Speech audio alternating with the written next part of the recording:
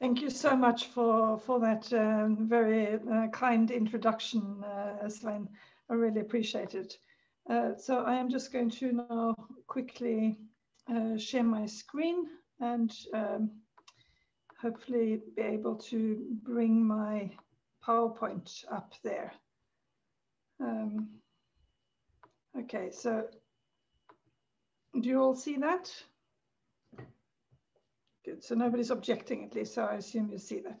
So I'm very happy to have this possibility to give a presentation at this Futuring Nordics conference.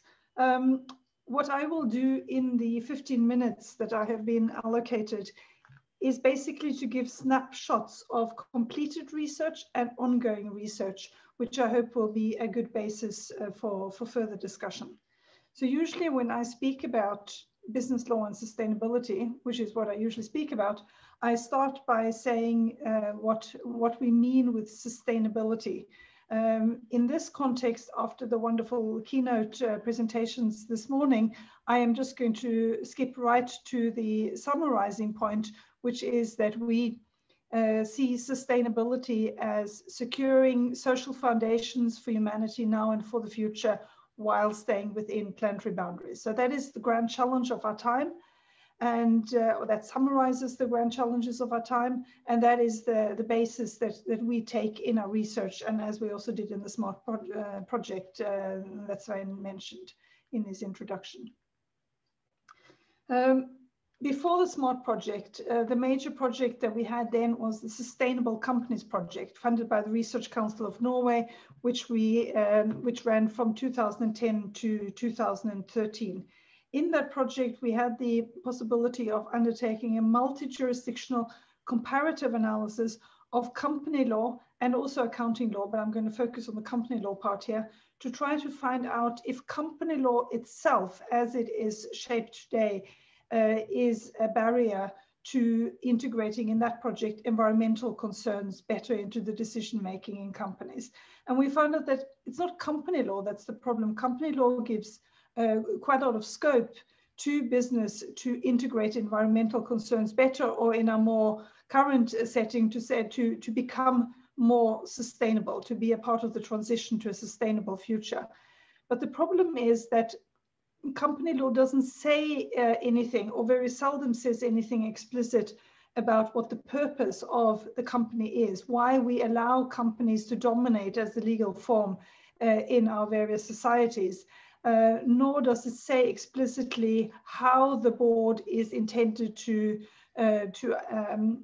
complete its role of promoting the interests of the company. So this has left a lot of space, and the social norm of shareholder primacy has taken over that space. So we use shareholder primacy as a short form for a complex mix of market signals and economic incentives, but the essence of it is that it dictates that shareholders own companies, that companies are vehicles for profit maximization for the shareholders, and that the duty of the board, and by extension management, is to maximize returns for investors. This is a social norm, and we distinguish this from the legal norm of shareholder value, which is at the one end of the spectrum, as we saw in our multi-jurisdictional analysis of what company law actually intends to say. And that is namely that when promoting the interests of the company, which is the board's duty, that in some jurisdictions they should put shareholders first. But no jurisdiction says maximize returns to shareholders. No jurisdiction says maximize returns for shareholders to the detriment of all other interests. So these are legal myths in that sense. This idea that shareholders own companies and that companies are there only to maximize their returns.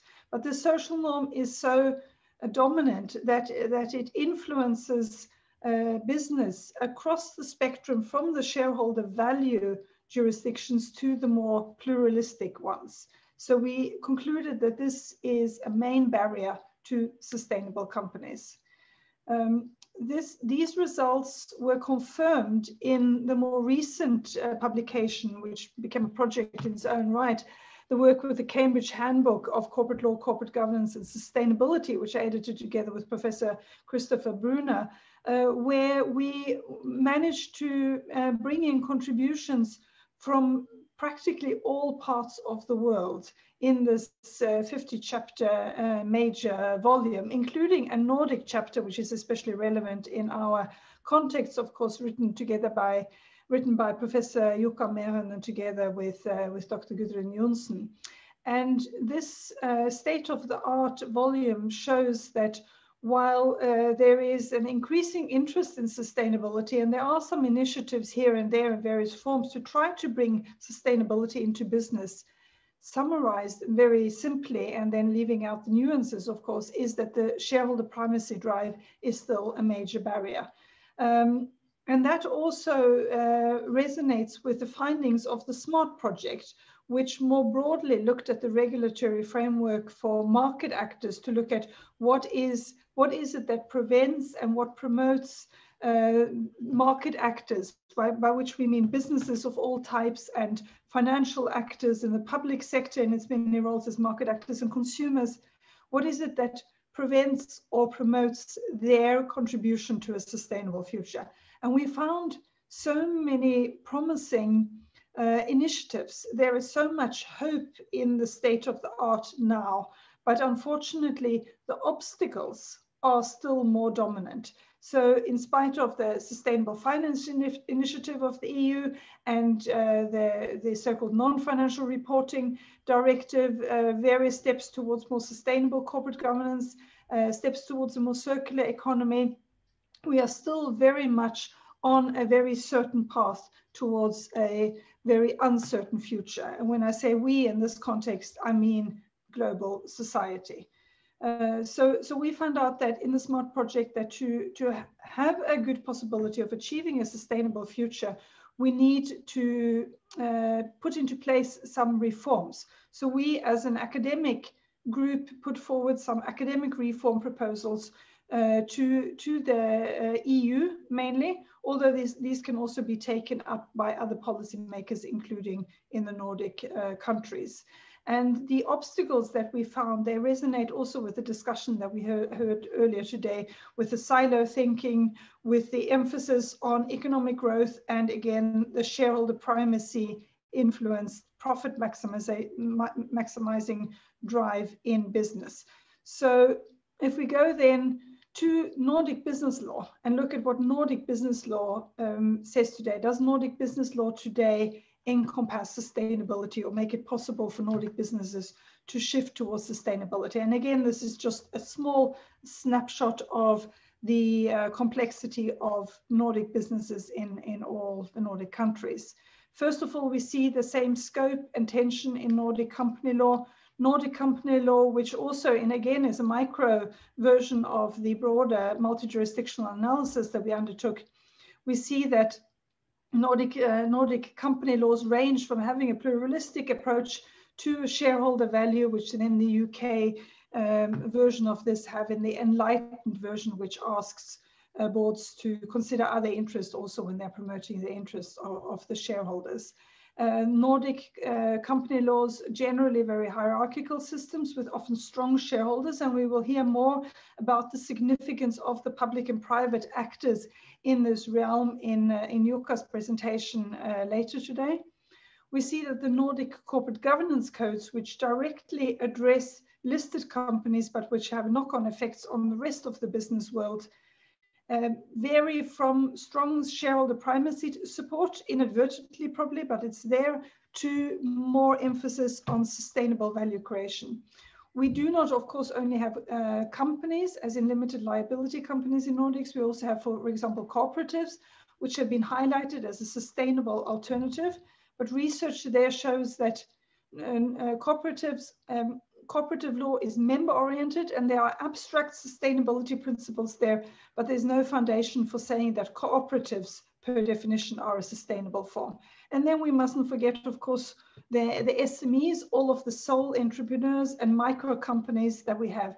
This is all a part of the Nordic system of businesses, and in none of these regulatory frameworks can we say that sustainability is properly integrated.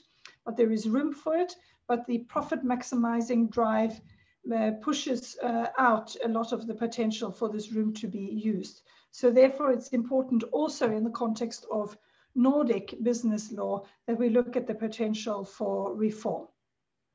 And I draw here on the smart reform proposals that we put forward, which can be summarized under the headings of business, finance, and circular economy. And I will concentrate on the business part, where we put forward a concrete proposal for changing EU company law, which would then mean changing the business law of all the countries of the European Economic Area. So the EU plus Norway, Iceland, and Liechtenstein.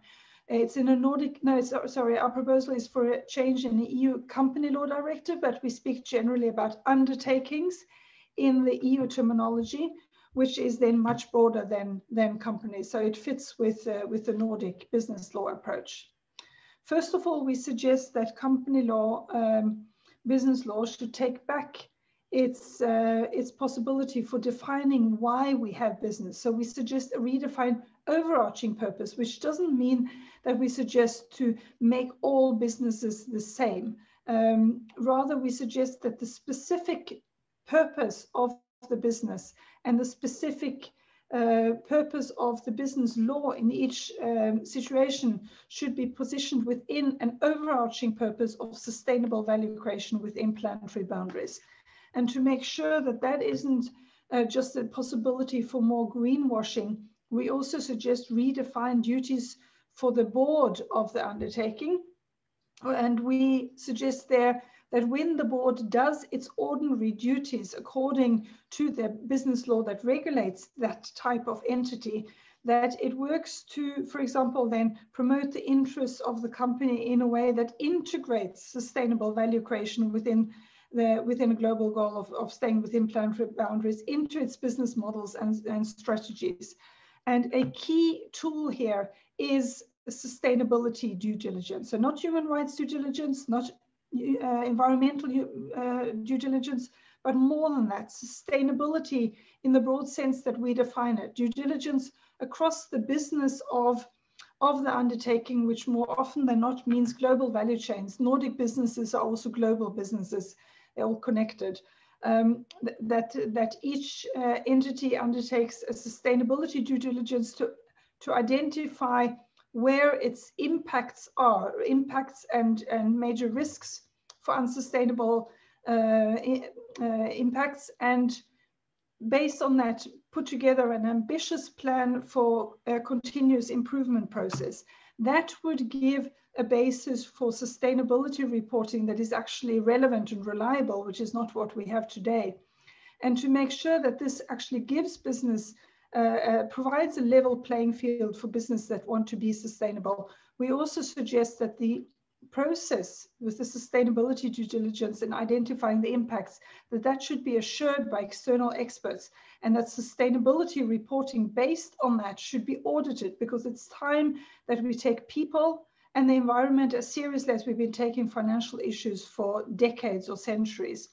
And also to make sure that this really gives the possibility for taking the competitive advantage away from unsustainable business and giving it to the businesses that are transitioning towards a sustainable future. We suggest that an array of public and private enforcement mechanisms need to be put into place.